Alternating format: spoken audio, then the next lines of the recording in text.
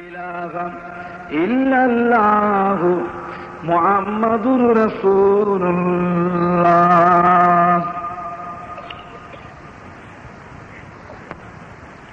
في كلام المجيد والفرقان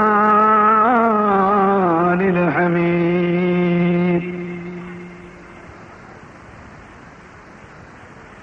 فمن كان يرجو لقاء ربه فليعمل عملا صالحا ولا يشرك بعبادة ربه أحدا.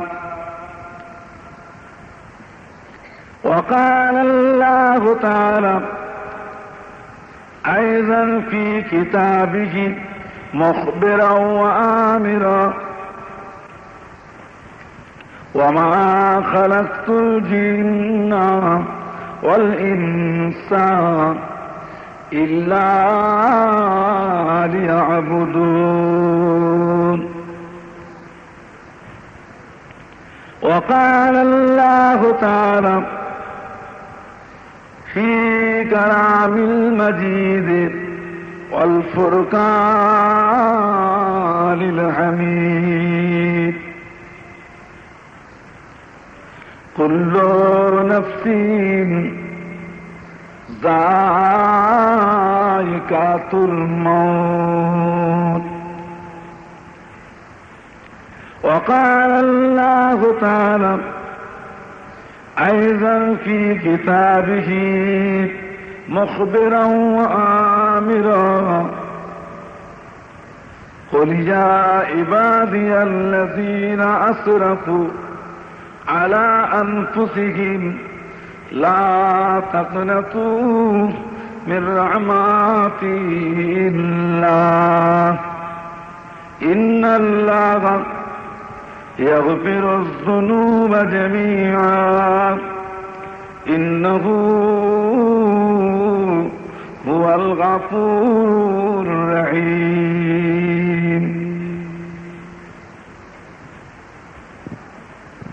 وقال الله تعالى في كلام المجيد والفرقان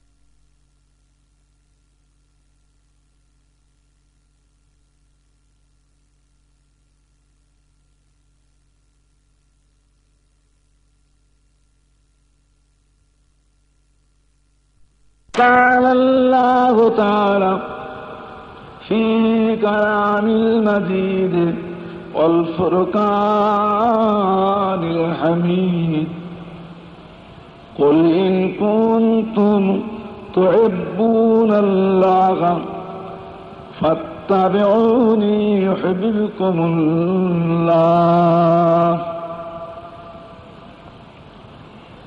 قال رسول الله صلى الله عليه وسلم أول ما خلق الله نوري. وقال النبي صلى الله عليه وسلم لا يؤمن أحدكم حتى أكون أحب إليه من والده وولده والناس أجمعين. وقال النبي صلى الله عليه وسلم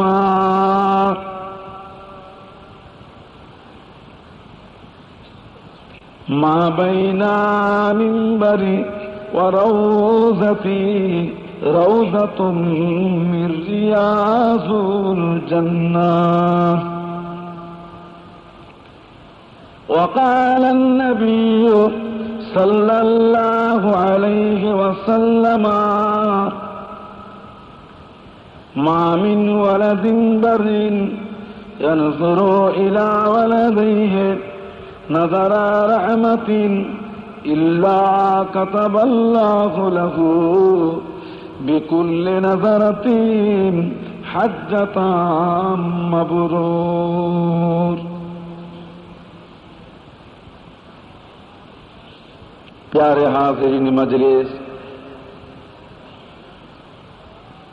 আমার ইমানদার ভাইরা, দিনদার নেককার আল্লাহওয়ালা ভাইরা,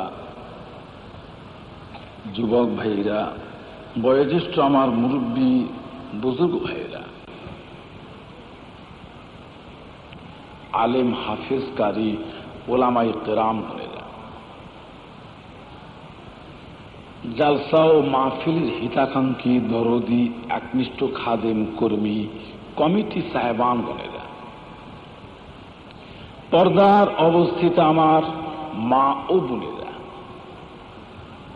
খেদমাতে আপনাদের এসেছি আল্লাহ তাআলা পাক দ্বীন ইসলামের খেদমাত এবং আমির শরিয়াত মুজাদ্দিদে জামান কুতুবুল আলাম সাওয়াদে আযম হযরত দাদা হুজুর পীর কিবলা রাহমাতুল্লাহ আলাইহির সিলসিলার খিদমত করার উদ্দেশ্যে আপনাদের সম্মুখে এসে হাজির হয়েছি। আল্লাহ পাকের মেহেরবানি যে আল্লাহ তাআলা আপনাকে আমাকে কিছুক্ষণের জন্য এক জায়গায় বসিয়ে আল্লাহ আল্লাহ রাসূলের কিছু কথা শোনার মতন তৌফিক দিয়েছেন। বলুন সকলে আলহামদুলিল্লাহ। ওয়াজ নসিহত খোদার ফজলে অনেক শুনেছেন, আজও শুনছেন, তা মৃত্যু পর্যন্ত শুনব এবং শুনবেন। সব থেকে বড় জিনিস আমাদের জন্য কোনটা? সব থেকে বড় জিনিস হচ্ছে আমাদের সকলের জন্য আমল করা। আমল যদি আপনি না করেন, আজকের রাত বলে তো কোনো কথা নেই, সারা জীবন আপনি ওয়াজ শোনেন, আমল যদি না করেন তো বেকার। আমল যারা করেছিলেন তাদের দেখে আপনাকে আমাকে শিক্ষা নিতে হবে। আমল করেছিলেন আমার আপনার নবী, দো জাহানের বাদশাহ হাবিবুল্লাহ মুহাম্মদুর রাসূলুল্লাহ। সকলে বলুন সাল্লাল্লাহু আলাইহি ওয়াসাল্লাম। আল্লাহর রাসূল আমল করতেন, এত বেশি আমল করতেন যে আমাল আমরা করি এ তো হুজুর করতেন। এছাড়াও আরো 5 ওয়াক্তের নামাজ পড়তেন, তাহাজ্জুদের নামাজ, ইশরাকের নামাজ, আওয়াবিন নামাজ, চাশতের নামাজ, সালাতুত তাসবিহ নামাজ। এছাড়াও বহু তিনি নফল নামাজ পড়তেন। এত বেশি পড়তেন, আল্লাহ রাসূলের মুবারক কদম দুটা,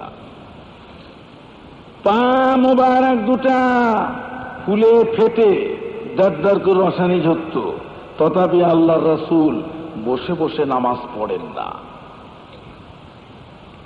সাহাবীরা বলে, হুজুর আল্লাহ তাআলা তো আপনাকে বেগুনাহ করেছেন, মাসুম করেছেন, আপনার তো কোনো গুনাহ নেই।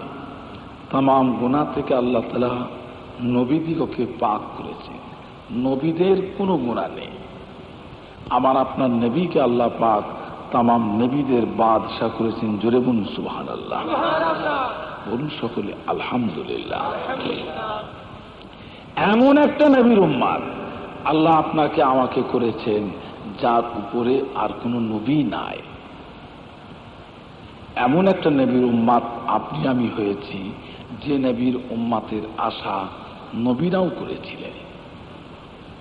আল্লাহ আমাদের কাছে নবী না করে, রাসূল না করে, পয়গম্বর না করে আপনার আখিরি জামানার নবীর যদি উম্মত করে পাঠাতেন তা আমাদের জীবনটা ধন্য হতো। আল্লাহ পাকের শুকর যে আল্লাহ পাক আপনাকে আমাকে সেই নিয়ামতের হকদার করেছেন। বলুন সকলে আলহামদুলিল্লাহ। এমন একটা নবীর উম্মত আল্লাহ পাক আপনাকে আমাকে করেছেন যে নবীর উম্মতিরা যতক্ষণ পর্যন্ত আল্লাহর বেহেশতের মধ্যে প্রবেশ না করবেন ততক্ষণ পর্যন্ত অন্যান্য নবী আলাইহিস সালামরাও আল্লাহর বেহেশতের মধ্যে প্রবেশ করবেন না, অপেক্ষা করবেন, ইন্তজার করবেন। আল্লাহর বেহেশতের ভিতরে সর্বপ্রথম প্রবেশ করবেন আখিরি জামানার নবীর উম্মাত উম্মাতিরা। জোরে বলুন সুবহানাল্লাহ, জোরে বলুন সুবহানাল্লাহ। নারে তাকবীর, নারে তাকবীর। আল্লাহ পাকের শুকরিয়া আদা করুন, এত বড় ইজ্জত আল্লাহ পাক আপনাকে আমাকে দিয়েছে। আল্লাহর নবী তিন দুনিয়ার বাদশা, হুজুরের ইজ্জতের খাতিরে, আল্লাহর নবীর কদম মুবারকের খাতিরে আল্লাহ আপনাকে আমাকে এত ইজ্জত সম্মান দিয়েছেন। নিয়ামত পেয়ে নিয়ামতের কদর করতে হয়, নিয়ামত সরে গেলে আর করলে হবে না। নিয়ামত পেয়ে নিয়ামতের কদর করুন। নিয়ামতের শুকরিয়া যদি না করেন, নিয়ামত সরে যাবে, তখন হাই হাই করবেন, উপায় থাকবে না। দিনদার ইমানদার ভাইরা, নেককার আল্লাহওয়ালা ভাইরা, মুমিন মুসলমান ভাইরা, এমন একটি মাহফিলে আপনি বসে আছেন যে মাহফিলটাতে, যে মজলিসটাতে আল্লাহর রাসূল বলছেন রিয়াজুল জান্নাহ, বেহেশতের বাগান। কোথায় বসে আছি আমরা? বেহেশতের বাগানে বসে আছি। বলুন সকলে আলহামদুলিল্লাহ। আল্লাহর নবীর মাহফিল, মিলাদুন নবীর মাহফিল, আল্লাহ রাসূলের মজলিস। এটা আল্লাহ রাসূল ওয়াজ করতেন, নসিহত করতেন, সাহাবায়ে কেরামগণেরা আল্লাহ রাসূলের চতুর্পাশ গোল করে ঘিরে বসতেন। সেই মাহফিল আমরা বসে আছি। দুনিয়ার মধ্যে বেহেশতের বাগান আর কোথা আছে? যেখানে তিলাওয়াতে পাক কালাম, যেখানে হাদিস শরীফ, কোরআন শরীফ, জিকির আজকার করা হয়, ওই জায়গাগুলি হচ্ছে বেহেশতের বাগান। যদি বলুন আলহামদুলিল্লাহ। আর বেহেশতের বাগান কোথা আছে? মা বাইনা মিম্বারি ওয়া রাউযাতি রাউযাতুম মির রিয়াযুল জান্নাহ। মদিনা শরীফে মসজিদে নববী শরীফের মধ্যে যে জায়গাটায় আমার দয়ার নবী ইমামতি করতেন, যে জায়গাটায় দাঁড়িয়ে আল্লাহ রাসূল ইমামতি করতেন, ওই জায়গা থেকে নিয়ে আমার নবী পাকের মাজার মুকদ্দাস রওজায়ে আকদাস পর্যন্ত হলো জান্নাতের একটা টুকরা। যেমন সুবহানাল্লাহ। এই জায়গাতে আপনি যতক্ষণ বসে থাকবেন, দাঁড়িয়ে থাকবেন, বসে থাকবেন, দাঁড়িয়ে থাকবেন, মনে রাখবেন আপনি জান্নাতের ভিতরেই বসে আছি। এই জায়গা থেকে যখন উঠে চলে যাবেন, বেগুনাহ নিষ্পাপ হয়ে ঘরে যাবেন। জোরে বলুন সুবহানাল্লাহ। নিষ্পাপ হয়ে যাবেন, মাসুম হয়ে যাবেন। বলুন সকলে আলহামদুলিল্লাহ। আমার দিনদার ইমানদার ভাইরা, নেককার আল্লাহওয়ালা ভাইরা, মুমিন মুসলমান ভাইরা, মায়েরা, বোনেরা, আল্লাহ আল্লাহ রসুলের হুকুম মোতাবেক চলুন। আল্লাহ আল্লাহ রসুলের মহাব্বত হাসিল করুন। মহাব্বত যারা হাসিল করেছিলেন তাদের দেখে শিক্ষা নেন। যারা ভালোবেসেছিলেন আল্লাহ রসুল দিন দুনিয়ার বাদশাকে, যারা ভালোবেসেছিলেন, আমার দিনদার ইমানদার ভাইরা, আল্লাহ রসুল দিন দুনিয়ার বাদশা 1 তারিখে হুজুর শুয়ে আছেন, ঘুমিয়ে আছেন, খাজুরের গাছের পাতার ছিঁড়া একটা চাটাইয়ের উপরে। খাজুর গাছের পাতার ছিঁড়া চাটাই, তার উপরে হুজুর শুয়ে আছে। হুজুরের একজন গরিব সাহাবী, এক মেয়ে ছেলে আল্লাহ রসুলের দরবারে আসলেন। এসে দেখছেন কি যে আল্লাহ রসুল ঘুমিয়ে আছেন, নিন যাচ্ছে। ঘুমন্ত অবস্থায় আল্লাহ রসুল এক করোট থেকে যখন অপর করোটে ফিরলেন, দেখতে পাওয়া যাচ্ছে নূরের বদনে, পাক বদনে খাজুরের গাছের পাতার ছিঁড়া চাটায় চাকা চাকা দাগগুলি সব ছাপ বসে গেছে। সাহাবী থাকতে পারলেন না, কাঁদতে লাগলেন আল্লাহ রাসূলের অবস্থা দেখে। বাড়িতে চলে গেলেন। বাড়িতে গিয়ে নিজে হাতে করে নরম একটা বিছানা তৈরি করলেন। তৈরি করে নিয়ে আল্লাহর নবীর বাড়িতে আসলেন।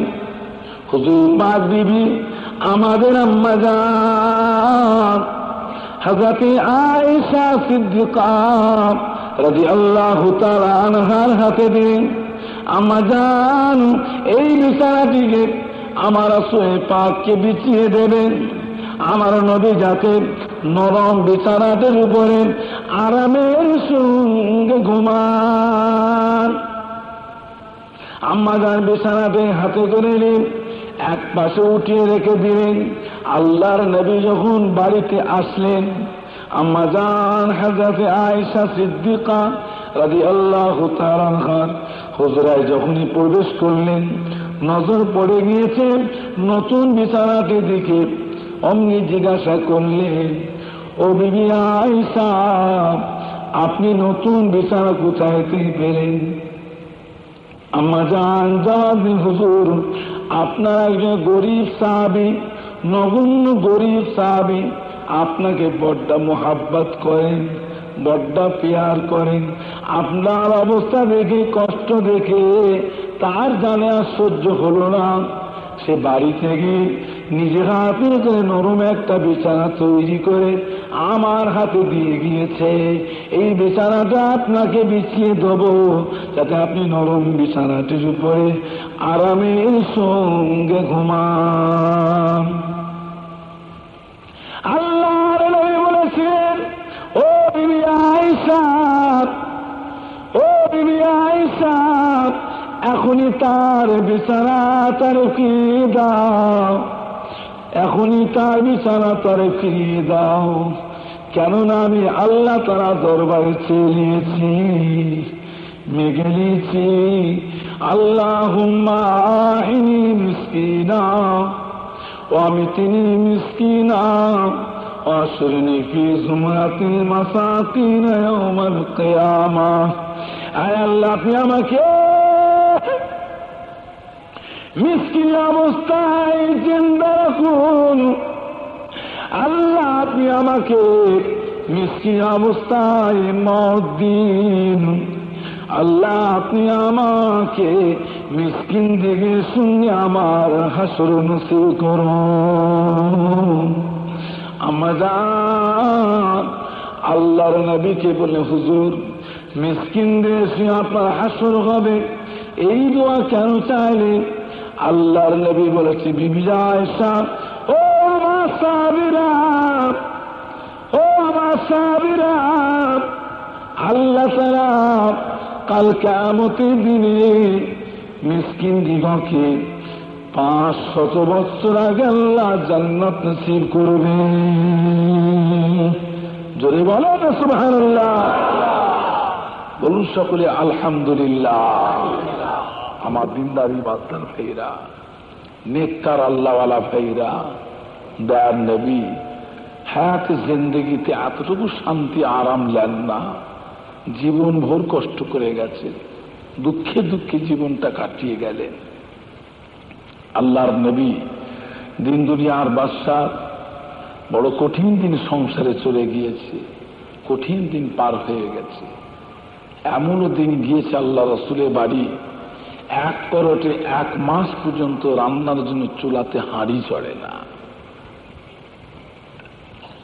এমনও দুর্দিন চলে গিয়েছে, গমের আটাকে চাল নিতে চলে উপরে ছিবড়া ভুসিটাও আল্লাহর রাসূল খাদ্য হিসাবে খেয়ে গেছে। জোরে বলুন সুবহানাল্লাহ। আল্লাহ রাসূলের বাড়িতে এমন দুর্দিন চলে গেছে, আম্মা জান হযরতে আয়েশা ফরমাচ্ছেন, আল্লাহ রাসূলের জীবনে এমন একটা সকাল বা সন্ধ্যা আসে না যেদিন সকালে বা সন্ধ্যায় পচা গমের আটা রুটি, পচা খাজুরকে আল্লাহ রাসূল পেট ভরে খেয়েছেন, এমন দিন আমার রাসূল পাকের জিন্দেগিতে একটা দিনও আসে না। জোরে বলুন সুবহানাল্লাহ।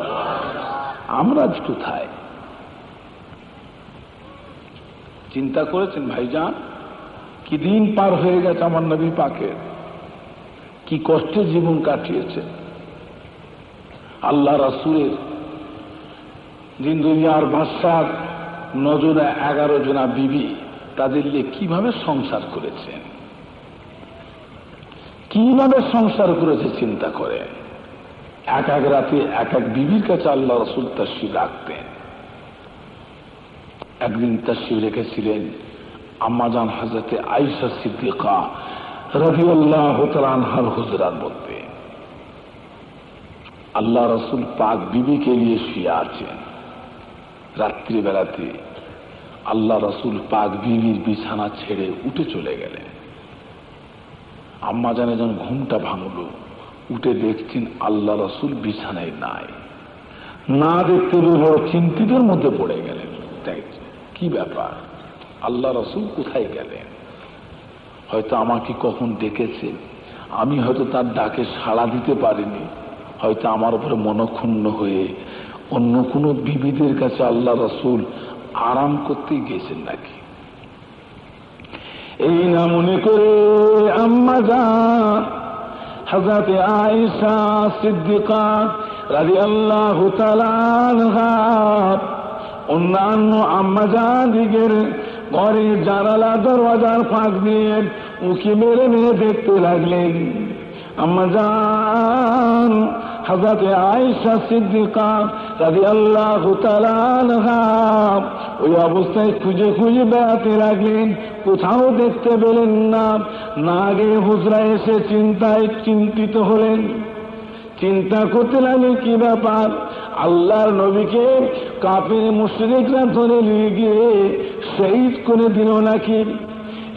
না মনে করে আম্মাজান হযরতে আয়েশা সিদ্দিকা রাদিয়াল্লাহু তাআলা আনহা ওই অবস্থায় হুজরাতের বাইরে বেরিয়ে পড়লেন। দুবাচার বাগরে আগিয়ে গিয়ে মদিনার মসজিদে নববী শরীফে দিয়ে রওনা হয়ে গেলেন। মদিনার মসজিদ নববী শরীফের পাশে মদিনার কবরস্থান জান্নাতুল বাকিয়া কবরস্থানের পাশে আল্লাহর নবী দাঁড়িয়ে দাঁড়িয়ে কবর জিয়ারত করছেন। জোরে বলুন সুবহানাল্লাহ। আম্মাজান হযরতে আয়েশা সিদ্দিকা রাদিয়াল্লাহু তাআলা আনহা যখনই দেখতে পেলেন ওই অবস্থায় ভয় খেয়ে গেছে, ভয়েতে ছুটেছেন, ছুটে ছুটে এসে আম্মাজান বিছানায় এসে শুয়ে পড়লেন।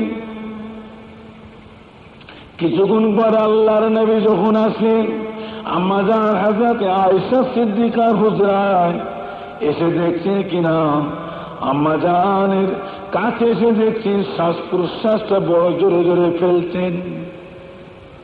আম্মাজানকে আল্লাহর নবী ডাক দিলেন, ও বিবি আয়েশা, এত জোরে জোরে নিঃশ্বাস ফেলছেন, কি ব্যাপার, শরীর অসুস্থ নাকি?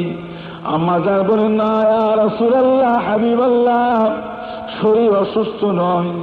কখন আমার বিছানাতে আপনি উঠে চলে গিয়েছেন আমি আয়েশা জানি না। মনে ভাবলাম আমার উপরে হয়তো অসন্তুষ্ট হয়ে অন্য কোনো বিবিদের কাছে আরাম করতে গিয়েছেন নাকি। এই না মনে করে আমি অন্যান্য বুবুজান দিয়ে ঘরে জানলা দরওয়াজার ফাঁক উঁকি মেরে মেরে দেখতে লাগলাম, কোথাও দেখতে পেলাম না। না পেয়ে আমি হুজরা থেকে বাইরে বেরিয়ে পড়লাম। দুপা চার পা করে আগে গিয়ে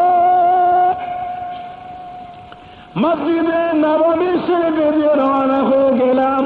মদিনার মসজিদের পাশে মদিনার কবরস্থান জান্নাতুল বাকিয়া কবরস্থানের ধারে গিয়ে দেখলাম আপনি দাঁড়িয়ে দাঁড়িয়ে জান্নাতুল বাকিয়া কবরস্থান জিয়ারত করছেন। ইয়া রাসূলুল্লাহ, হাবিবাল্লাহ, আমি মেয়ে ছেলে ভয় খেয়ে গিয়েছি, যদি আপনি আমায় বকাবকি করেন। এত রাত্রি একা বেরিয়েছি, যদি তম্বি করেন এই ভয়েতে আমি ছুটেছি। ছুটে ছুটে আসায় আমি আয়েশা বড্ড হাঁপিয়ে গেছে। জোরে বলুন সুবহানাল্লাহ। হাঁপিয়ে গেছে। চিন্তা করে আল্লাহর নবী কবর জিয়ারত কিভাবে করতেন। দিন দুনিয়ার বাদশাহ হাবিবুল্লাহ মুহাম্মদুর রাসূলুল্লাহ, সকলে বলুন সাল্লাল্লাহু আলাইহি ওয়াসাল্লাম। আল্লাহর হাবিব দিন দুনিয়ার বাদশাহ কবর জিয়ারতের খুব বেশি তাকিদ দিয়েছেন। খুব বেশি করে কবর জিয়ারত করুন। কেন? কবর জিয়ারত করলে দুনিয়ার খায়ালটা, খাহেশটা তোমাদের কমে যাবে। দুনিয়ার লোভ লালসাটা তোমাদের কমে যাবে। তোমাদের খাহেশে নাফসানিয়তটা তোমাদের কমে যাবে। তোমাদের লোভ লালসা কমে যাবে। তোমাদের আখিরাতের কথা তোমাদের বেশি করে মনে হবে। যদি বলুন সুবহানাল্লাহ। মায়ের কবরটা জিয়ারত করলে, বাপের কবরটা জিয়ারত করলে কি ভাই নিজের কবরের কথা মনে হবে না? হ্যাঁ, দাদু দাদির কবরটা জিয়ারত করলে, নানা নানির কবরটা জিয়ারত করলে, পীর মাশায়েখদের কবরটা জিয়ারত করলে, আল্লাহ ওয়ালাদের কবরটা জিয়ারত করলে কি ভাই নিজের কবরের কথা মনে হবে না? তাহলে দুনিয়ার লোভ লালসাটা তোমাদের কমে যাবে, খায়াল খাহেশটা তোমাদের কমে যাবে, আখিরাতের কথা তোমাদের খুব মনে হবে। জরুর আলহামদুলিল্লাহ। নিন্দার ইমানদার ভাইয়েরা, আজকাল তো কবর জিয়ারতের রেওয়াজ ইসলাম একরকম বন্দী হয়ে গেছে। কবর জিয়ারতের রেসেম প্রায় উঠি এসেছে। কিছু সংখ্যক মানুষের দ্বারা বলে কবর জিয়ারত করা লাগবে না, কবর জিয়ারত করা লাগবে না।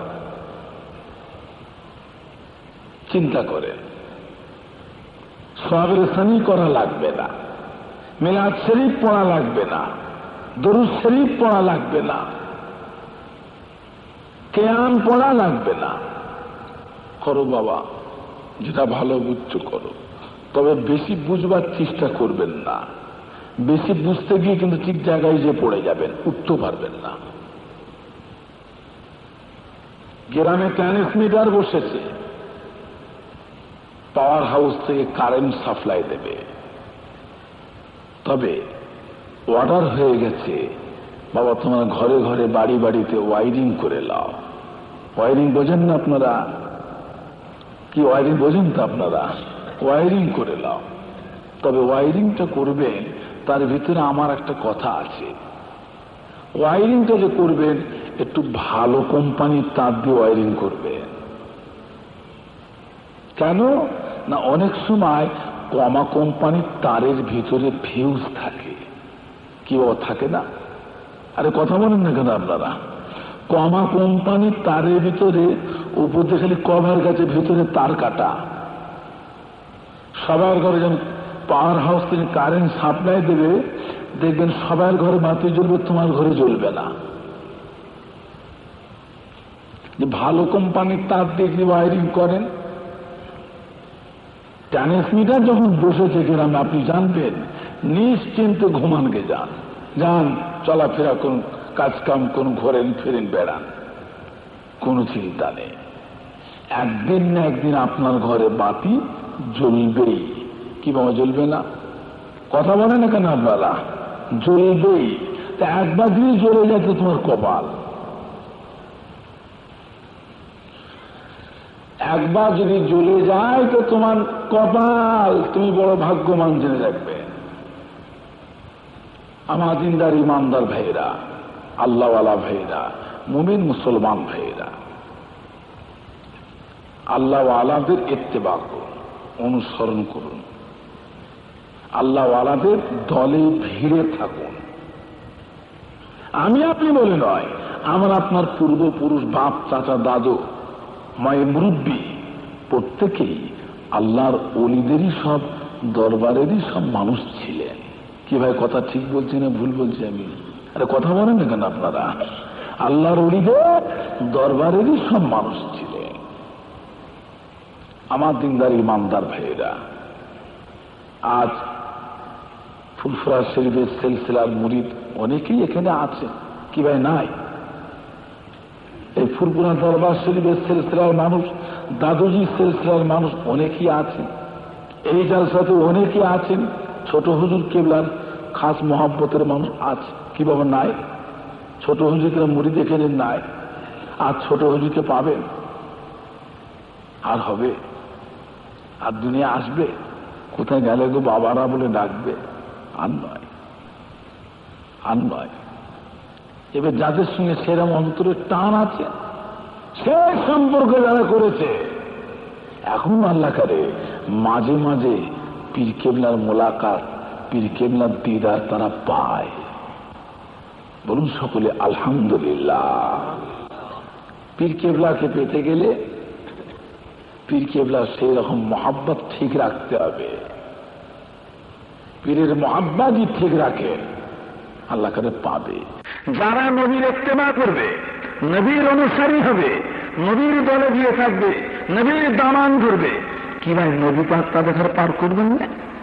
আর কথা বলেন না তোমরা? আল্লাহর নবীর হাতে হাত দেওয়া গোয়া কি আল্লাহ পাকের কুদরতি হাতের উপরে হাত দেওয়া। জরুর সুবহানাল্লাহ।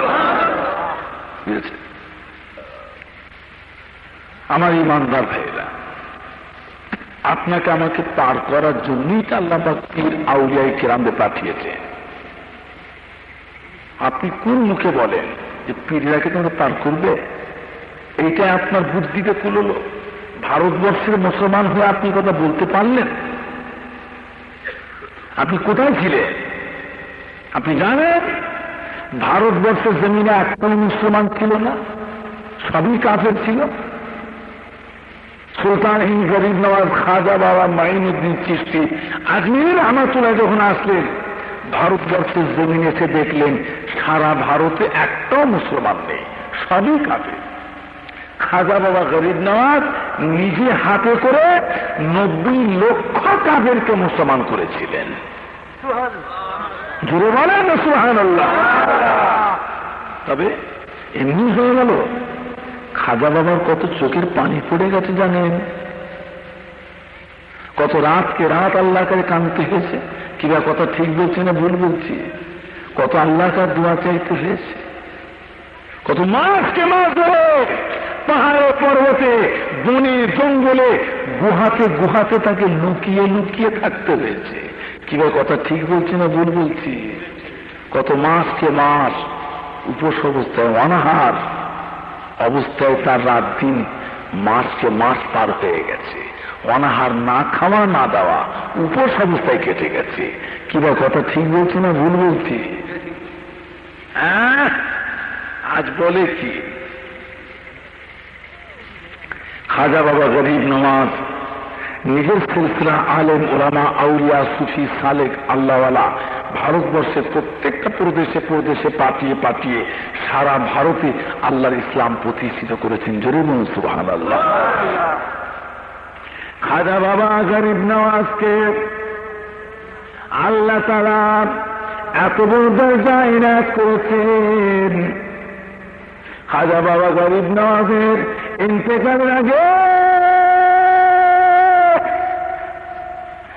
জানাজা আদায় করে দাফনের আগে জানাজা পড়ে জানাজার মাঝে সমস্ত খাজা বাবার ভক্তগণরা কেঁদে কেঁদে বলে, বাবারা খাজা বাবার লাশ মুবারকটাকে এত জলদি করে দাফন করে দিওনি বাবা, জননীর মতো শেষ বিদায় আর দেখা হবে না। আল্লাহ পাক যদি দেখা করান কিয়ামতের ময়দানে দেখা হবে। বাবারা খাজা বাবার লাশটাকে চাঁদ মুখটা আর একবার দেখতে দাও। খাজা বাবার মেয়ে ছেলে বেটা ছেলে ভক্তরা, মেয়ে ছেলে বেটা ছেলে খাজা বাবার ভক্তরা কেঁদে কেঁদে বলতে লাগলেন, জানাজার পরে আর একবার হুজুরের কাফন যখন খোলা হলো, কাফনটা খুলে তখন হুজুরের চাঁদ মুখখানা দেখানো হচ্ছে, দেখতে পাওয়া যাচ্ছে তখন খাজা বাবার কপালের উপরে আল্লাহর তরফ থেকে আজগাবি লিখা হয়ে গিয়েছে, হাজার হাবিবুল্লাহ মাতা আব্দুল্লাহ। খাজা বাবা আল্লাহর বন্ধু, খাজা বাবা আল্লাহ প্রিয়, আল্লাহর মোহাব্বতে মারা গিয়েছে। জোরে বলুন সুবহানাল্লাহ। আল্লাহর মোহাব্বতে মারা গেছে। কতগুলি মানুষ বলে খাজা বাবা বেদাতি ফকির, বলুন সকলে নাউযুবিল্লাহ মিন যালিক। হ্যাঁ, খাজা বাবা বেদাতি ফকির বলে খাজা বাবার কবরে সব সেজদা হচ্ছে, ফুল সিন্নি দিচ্ছে, চাদর দিচ্ছে, কবর পুজো করছে, চুমু খাচ্ছে, কত সেরে কি হচ্ছে। খাজা বাবা বেদাতি ফকির, বলুন সকলে নাউযুবিল্লাহ। এটা কি খাজা বাবা ছিলেন? এখন আপনি বলেন, আমি তো ফুরফুরা পীর সাহেবের পোতা নাকি গো, আমি তো ফুরফুরা পীর সাহেবের নাতি, আমি তো ফুরফুরা পীর সাহেবের ছেলে, ফুরফুরা পীর সাহেবের আওলাদ। এখন আমি যদি নিজে ফুরফুরা শরীফের দাদা পীরের মাজারটার উপরে একটা চাদর চাপিয়ে দিয়ে হাজত মান্নত করা, সেজদা করা, চুমা দেওয়া, বুসা দেওয়া, ফুল সিন্নি দেওয়া আরম্ভ করে দিই, এর জন্য কি আমার দাদুজি দোষী? কিনা কথা বলেন না কেন আপনারা? হ্যাঁ, এর জন্য কি আমার দাদা হুজুর বেদাতি হলো? এর জন্য আমার দাদা হুজুর দোষী হলো? তবে যে নবীর উম্মত বলে মুখ লম্বা করে দাবি করো, যে নবীর উম্মত বলে দাবি করো, কানটা খাড়া করে শুনে নাও, আজকে দিন সারা পৃথিবীর মধ্যে দুনিয়ার ভিতরে সব থেকে জঘন্য কাজ, সব থেকে নাপাক কাজ, গালিজ কাজ সেই দেশে আরম্ভ হয়েছে। আছো কোথায়? চোখ বন্ধ করে কতক্ষণ থাকবে? খবর লাও, সৌদির জমিনে এমন কোন ওয়াহিয়াতি কাজ নেই যে হয় না। যত রকমের নোংরা, যত রকমের নাপাক, যত রকমের গালিজ কাজ, সেই কাজ সব সৌদিতে হচ্ছে। বলুন নাউযুবিল্লাহ মিন যালিক। ভিডিও খোলো না, টেলিভিশন খোলো, সব ল্যাংটা মেয়েছেদের ড্যান্স, ল্যাংটা মেয়েছের লাশ হচ্ছে। কথা ঠিক বলছি না ভুল বলছি? হ্যাঁ, সৌদির জমিনে গত 2 বছর আগে যুদ্ধ হলো ইরাকের সঙ্গে, হয়েছে কিনা বলেন আপনারা? 2 বছরের যুদ্ধ হলো না? 28টা রাষ্ট্র মিলে ইরাকের সঙ্গে যুদ্ধ করলো, একটা ছোট্ট একটা দেশ, বুঝলেন না? 1.5 লক্ষ বার যেখানে ট্রেনিং করে গিয়ে বোমবিং করলো, এক এক সময়তে 2500 প্লেন একবারে নিয়ে বোমবিং করেছে। কয়েক মাস আসমানের সূর্য ইরাকের জমিনে পড়ে নেই, ধোঁয়ায় ধোঁয়ায়। এক একটা বোমের ওজন কত ছিল জানেন? এমন বোম ফেলেছে, এক একটা বোমের ওজন ছিল 80 থেকে 90 মণ পর্যন্ত ওজন। এবার আপনি বলেন অতটুকু দেশটা কি করে বাঁচে? গৌসুল আজম পিরানি পীর থেকে মাহবুবে সুবহানি, কুতুবে রাব্বানি, গৌসে সামদানি, হযরত শেখ আব্দুল কাদের, বাবা মাহিউদ্দিন জিলানী রহমাতুল্লাহ আলাইহির লাশ মুবারক আল্লাহ সেখানে রেখেছে। হ্যাঁ, বলুন আল্লাহ দিয়েছে কে? ইরাকের জমিনে বহু সাহাবায়ে কেরামদের মাজার আছে, ইমামদের মাজার আছে, আউলিয়া কেরামদের, আল্লাহ নবীদের মাজার আছে, ইমামদের মাজার আছে। সেই দেশে এমন কঠিন কঠিন বিষাক্ত বিষাক্ত জিনিস ফেললো, পয়জন ফেললো। এক একটা বোম এমন ফেলেছে 80 থেকে 90 মণ পর্যন্ত ওজন। একমাত্র আল্লাহর খাস রহমতে আল্লাহ সেই দেশটাকে এখনো টিকিয়ে রেখেছে। যেরকম সুবহানাল্লাহ। এখনো পর্যন্ত সে দেশে কোনো ব্যবসা বাণিজ্য কিচ্ছু, কোনো মালপত্র বিদেশ থেকে যাওয়া নিষেধ, বুঝেছেন না? মিশরের বাদশাহ হোসনে মোবারক, মিশরের বাদশার নাম কি? হোসনে মোবারক। আরে বাপ, নাম শুনলেই জান ঠান্ডা, বুঝতে পেরেছেন না? নামটা শুনলে জানটা ঠান্ডা, হোসনে মোবারক। আর কার্যকলাপে ফেরাউনের থেকে খারাপ। জানেন 30,000 খালি অবিবাহিতা মেয়ে ছেলে, সব যুবতী মেয়ে ছেলে দিয়েছে মিশর হোসনে মোবারক সৌদির জমিনে। 30,000 মেয়ে ছেলে দিয়ে জিনা করিয়েছে, বলুন নাউজুবিল্লাহ মিন যালিক। আর সৌদির বাদশা বেঈমান, সে কি করেছে? 14,000 কোটি টাকা, 14 কোটি নয়, 14,000 কোটি টাকার সোর আর মদ খাইয়েছে, বলুন নাউজুবিল্লাহ মিন যালিক। মানুষগুলো সব দেখলে পরে মনে হয় যে আল্লাহ ফেরেশতায় নাযিল হয়েছে। যত রকমের বলুন নোংরামি, জঘন্য কাজ, নাপাক গালিজ কাজ সব সে দেশে ভরপুর। আমার দেশেও আসে, সে দেশ থেকে এসে জিনা করে যায়। এদেশেও আসে সৌদি থেকে সে জিনা করে যায়। হাজার হাজার আসে, শয়ে শয়ে নয়, হাজার হাজার এসে কাজ করে যাচ্ছে। তার ডিপু হচ্ছে বোম্বে, বুঝতে পেরেছেন? আছেন কোথায়? এখন আপনি বলুন তারা আল্লাহ নবী দোষী? আল্লাহ নবী তাই ছিলেন? হ্যাঁ, আমি এখন বলেন কেন আপনারা আল্লাহ নবী তাই ছিলেন? তাহলে তুই খাজা বাবার নাম বলছ?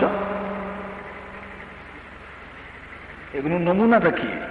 এই নমুনা হচ্ছে দুনিয়া পতনের আলামত। কি কথা ঠিক বলছি না ভুল বলছি?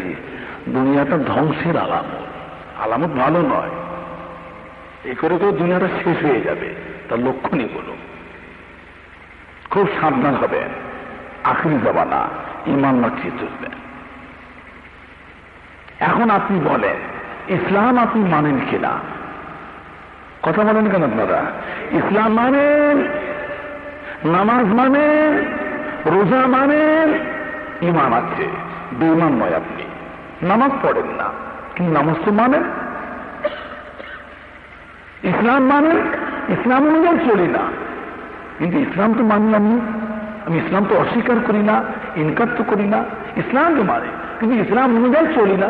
এটা আমার দোষ, এটা আমার অন্যায়, এটা আমার গুনাহ, এটা আমার ভুল, আল্লাহ মাফ করে। রোজা মানি কিন্তু রোজা রাখি না, সেজন্য আমার গুনাহ, আমার অন্যায়, এটা ভুল হচ্ছে, অন্যায় হচ্ছে, এর জন্য আমি শর্মেন্দ্র লজ্জিত। আল্লাহ ওয়ালাদের সোহবতে বসা ওঠা করবেন, নামাজি রোজাদারদের কাছে উঠা বসা করবেন, একদিন না একদিন আপনি আরো ভালো হতে পারেন। কেউ হতে পারেন কিনা বলেন? আপনি আরো ভালো হতে পারেন। যেই বললেন আমি ইসলাম মানি না যাও, তখনই আপনি কাফের হয়ে যাবেন, বেঈমান হয়ে যাবেন। ইসলাম মানি না, তখনই আপনার নাম ইসলামের মধ্যে থাকতে পারে না। নামাজ আমি মানি না, রোজা মানি না যাও, তখনই আপনার নাম ইসলাম থেকে কেটে বেরিয়ে চলে যাবেন, বেঈমান হয়ে যাবেন, চির জাহান্নামী হয়ে যাবেন। ইসলাম আমি মানি, নামাজ আমি মানি, রোজা আমি মানি, কিন্তু করি না, এটা আমার দোষ, এটা আমার ভুল, এটা আমার গুনাহ, আল্লাহ মাফ করেন। যদি আপনাকে মরেও যদি যান, জাহান্নামেও যদি যেতে হয়, একদিন না একদিন আল্লাহ আপনাকে নাজাত করে দেবেন। বলুন সকলে আলহামদুলিল্লাহ। আপনি বেঈমান নয়, কাফের নয়, বেদীন নয়, আপনি মুসলমান, ঈমান আছে আপনার, বুঝতে পেরেছেন? মরে গেলে আপনার জানাজা পড়তে হবে, দোয়া করতে হবে, সাবেখানি করতে হবে, কবর জিয়ারত করতে হবে, মিলাদ শরীফ পড়তে হবে, সাবরেখানি করতে হবে। আর যে ইসলাম মানি না, রোজা টোজা মানি নি যাও, নামাজ মানি নি যাও, অন্য ইসলাম থেকে নাম কেটে গেল, বেঈমান হয়ে গেলেন, ইসলামের দপ্তর থেকে নাম কেটে গেল, মুসলমানের কবরস্থানে দাফন করা যাবে না, জানাজা পড়া হারাম হবে। খুব সাবধান হবে। নিন্দান ইমানদার ভাইরা, আল্লাহওয়ালা ভাইরা, মুমিন মুসলমান ভাইরা, আল্লাহ আল্লাহ রসুলের হুকুম মোতাবেক চলুন, শরীয়ত পাক অনুযায়ী চলুন, নবীর তরিকা ধরুন।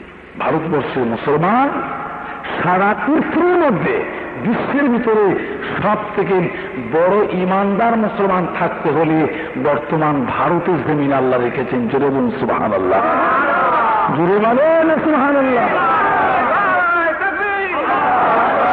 আমার ইমানদার দিনদার ভাইরা, নেককার আল্লাহওয়ালা ভাইরা, মুমিন মুসলমান ভাইরা, আল্লাহর নবী দিন দুনিয়ার বাদশাহ হাবিবুল্লাহ মুহাম্মদুর রাসূলুল্লাহ, সকলে বলুন সাল্লাল্লাহু আলাইহি ওয়াসাল্লাম। দিন দুনিয়ার বাদশাহ মানুষকে আল্লাহর আদানিতে দিয়ে একত্রের দিকে ডাকতে লাগলেন, হেদায়েতের মানুষ শোনাতে লাগলেন। মানুষ হেদায়েত হলো, মাত্র 39টা মানুষ মুসলমান হলো, আর হেদায়েত হতে চাচ্ছে না।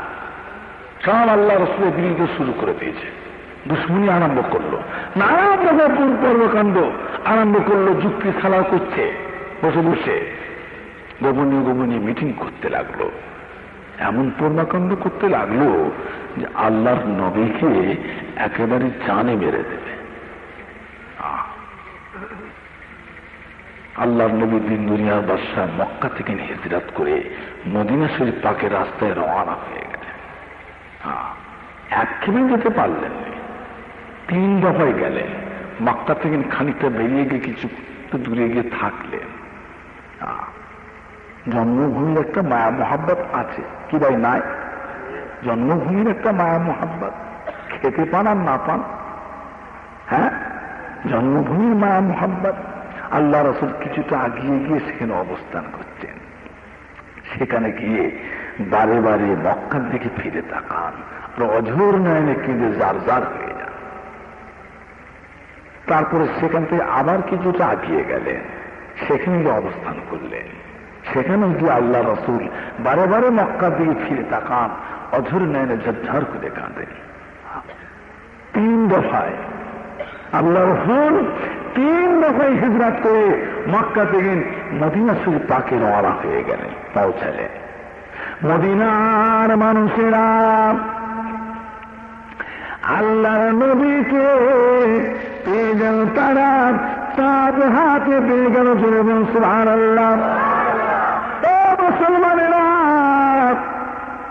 মদিনা কখনই আজ শরীফ হতো না, মদিনা কখনই শরীফ হতো না যদি মদিনার জমিনে আমার রাসূল পাক সাল্লাল্লাহু আলাইহি সাল্লাম কদম মুবারক যদি না রাখতেন। মদিনাকে মানুষ এত চিনত না, জানত না। মদিনাকে মানুষ এত ভালো পেয়ার করত না, ভালোবাসত না যদি মদিনার জমিনে আমার রাসূল পাক সাল্লাল্লাহু আলাইহি সাল্লাম মদিনার জমিনে যদি কদম মুবারক না রাখতেন। আজ মদিনার জমিনে কদম মুবারক না রেখে আল্লাহর নবী সুদূর মক্কা থেকে হিজরত করে ভারতবর্ষের জমিনে এসে আল্লাহর নবী 24 পরগনা জেলাতে এই আমিনপুর গ্রামে ঘুরে আসতেন। ও আমিনপুরের মানুষেরা, এই আমিনপুরটা আমিনপুর শরীফ হয়ে যেত। আমিনপুরের মানুষেরা বড় ভাগ্যবান, আমিনপুরের মানুষেরা বড় ভাগ্যবান। আমিনপুরের মানুষেরা মেয়ে ছেলে, বেটা ছেলে, ছেলে বাচ্চা, জওয়ান যুবক, আজ বয়সী মুরব্বী, মেয়ে মরদ, প্রত্যেকেই আল্লাহর নবীর কদমে নিজেদের জান গুনাহকে কুরবান করে দিতেন। আল্লাহর নবীকে প্রেম আজ আমিনপুরের মানুষেরা যেন চাঁদ হাতে পেয়ে যেত। জোরে বলুন সুবহানাল্লাহ, আরো জোরে বলুন সুবহানাল্লাহ। আমার দিনদার ইমানদার ভাইয়েরা, আল্লাহওয়ালা ভাইয়েরা, হতে পারে গুনাহগার, হতে পারি খাতাকার পাপী, কিন্তু আশা তো আছে, কি ভাই নয়? আশা তো আছে, আল্লাহর নবীর উম্মত হিসাবে দাবি তো আছে। আমার দিনদার ইমানদার ভাইরা, নেককার আল্লাহওয়ালা ভাইরা, মুমিন মুসলমান ভাই, আল্লাহ পাকের নিয়ামত। যখন ফাতে মক্কা হয়ে গেল, আল্লাহ রাসূল মক্কার দিকে রওনা হলেন, মদিনা থেকে মক্কার দিকে রওনা হলেন। মক্কার দিকে যখন রওনা হলেন, রাস্তায় যাচ্ছেন, যেতে যেতে দেখছেন রাস্তার উপরে একটা বুড়ি মেয়ের ছেলে রাস্তার উপরে বসে বসে কাঁদতে লেগেছে। আল্লাহ রাসূল আস্তে আস্তে গিয়ে পৌঁছালেন। মা গো, কি হয়েছে মা? আপনি এত কাঁদেন কেন? কি দুঃখ লেগেছে, কি কষ্ট পেয়েছেন আপনি? কি জন্য আপনি কাঁদেন? কি হয়েছে আপনার? আমাকে বলুন। বুড়ি মেয়েটা বলতেন, বাবা, ছেলে শুনছি নাকি হযরত মুহাম্মদ এই দেশ নাকি তিনি ফতে করেছেন, তিনি নাকি আবার শুনছি দেশে ফিরে এসছেন। বলে হ্যাঁ। তো এই জন্য বাবা, আমার স্বজাতিরা তেনার ভয়ে সকলেই পালাচ্ছে দেশ ছেড়ে। আমিও যাবো বলে আমার ঘরে যা কিছু আসবাব ছিল সব নিয়ে আমি বসে আছি, একটা গাঁঠুনি বেঁধে বসে আছি। বাবারে, আমি নিবংশ, আমি আটকুড়ো, আমার ছেলে মেয়ে কেউ নেই, কে বইলি যাবে বাবা? আমার স্বজাতিরা সবাই চলে যাচ্ছে, কেউ আমাকে সাথে করে নিয়ে যায় না বাবা। এই জন্য বসে বসে কাঁদছি। আমার দেহে বন্যায় আমার গাঁটুরিটাকে নিজে যে বয়ে নিয়ে যাবো, এ ক্ষমতাও আমার নাই। আবার আমি যে ফেলে রেখে পালাবো, আমার গাঁটুরি আমার জিনিস, তার মহাব্বত আমি ফেলে পালাতেও পারছি না। এই জন্য বসে বসে কাঁদি বাবা। আল্লাহর নবী বলেছেন, মা, ও বুড়ি মা, কাঁদবেন না মা, কাঁদবেন না, সবর করুন। বুড়িমা, আমি যদি আপনার এই গাঁটুরিটাকে নিজে মাথায় করে নিয়ে আপনার ঠিকানায় দিয়ে আসি মা, ও বুড়িমা, তাতে কি আপনি আমার উপরে খুশি হবেন? বুড়িমা তখন বলেছি, বাবা ছেলে, কে বাবা আপনি? কে বাবা আপনি? আপনার জানে এত দয়া, আপনার মনে যে এত মায়া। ও বাবা ছেলে, কি নাম বাবা আপনার? কোথায় বাড়ি বাবা আপনার? কি ঠিকানা বাবা আপনার? নামটা একবার আমাকে বলুন। আল্লাহর নবী নিজের নামটা প্রকাশ করেন না, নামটা আমার দয়ার নবী গোপন রেখেছিলেন। হুজুর নামটাকে ঢাকা রেখেছিলেন, চাপা রেখেছিলেন, প্রকাশ করলেন না, গোপন রাখলেন। হুজুর বলছে, মা, বুড়িমা চিন্তা করবেন না, ও বুড়িমা, চলুন চলুন আপনাকে আগে রেখে আসি। আল্লাহর নবী বুড়ি অত বড় গাঁটুরিটাকে সন্নি আলোক করে তুলে মুবারক মাথার উপরে বসিয়ে নিয়ে বললেন, মা, এবার আপনি আগে চলুন, আমি আপনার পিছনে পিছনে হেঁটে যাই। বুড়িমা আগে আগে যেতে লাগলেন, আল্লাহর নবী বুড়ির পিছনে পিছনে যেতে লাগলেন। বেশ কিছুটা রাস্তা যাওয়ার পরে বুড়িটা হাঁপিয়ে গিয়ে ঘুরে দাঁড়ালেন, মুখ পানে শুনে বলছি, বাবা ছেলে, বড্ড হাঁপিয়ে গেছে বাবা, দম লেগে গেছে বাবা, আমাকে একটু জিরোতে দাও। বুড়িটা এই জায়গায় বসে দম নিতে লাগলেন। আল্লাহর নবী বুড়ি অত বড় গাঁটুরিটা মাথায় করে নিয়ে বুড়ির সামনে দাঁড়িয়ে থাকি। বুড়িটা তাকিয়ে বলেছিল, ও বাবা ছেলে, এতটা রাস্তা চলে আসে না, এত উহু বললেন না, আহু বললেন না, অত গাঁটুরিটা তোমার একবার নিচেও না বলে না। বাবা ছেলে, আপনার জানে যে এত দাম, মনে যে আপনার এত মায়া। বাবা ছেলে, কি নাম বাবা আপনার? নামটা আমাকে একবার বলুন। আল্লাহর নবীর নামটা প্রকাশ করলেন না, হুজুর নামটা গোপন দেখে বলেছেন, হুজুর হেসে হেসে বা মা আপনি চিন্তা করবেন না মা, ও বুড়ি মা চিন্তা করবেন না, চলুন চলুন আমি আপনাকে আগে রেখে আসি। বুড়িটা আবার হাঁটতে লাগলেন। আল্লাহর রাসূল বুড়ির পিছনে পিছনে হেঁটে হেঁটে যায়। আরো কিছুটা রাস্তা যাওয়ার পরে বুড়িটা আবার ঘুরে দাঁড়িয়েছে, মুখ পানে চেয়ে বলে, বাবা ছেড়ে বড্ডা হাঁপিয়ে গেছি বাবা, আমাকে আরো একটু দম নিতে দাও। বুড়িটা বসে বললেন, বসে জিরোতে লাগলেন। আল্লাহর নবী বুড়ি অত বড় গাঁটুরিটাকে মুবারক মাথায় করে নিয়ে বুড়ির সামনে দাঁড়িয়ে থাকেন। আহা বুড়িটা তাকে বলল, ও বাবা ছেলে, এতটা রাস্তা চলে আসলাম, অত বড় গাঁটুরিটা তো বাবা একবার নিচেও না বানে না। বাবা ছেলে,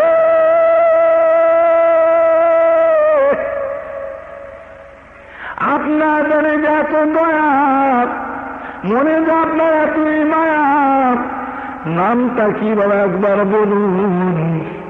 বাবারে অত বড় গাঁটুরিটা মাথায় করে দাঁড়িয়ে রয়েছ, একবার তো নিচেও না বানে না।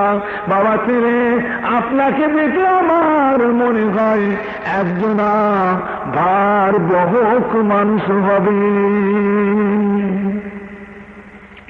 আল্লাহর নবী বলেছে, মা ও বুড়ি মা, ঠিক বলেছ মা, ঠিক বলেছ মা, আল্লাহ পাক আমাকে ভার বহক করি দুনিয়ায় পাঠিয়েছেন।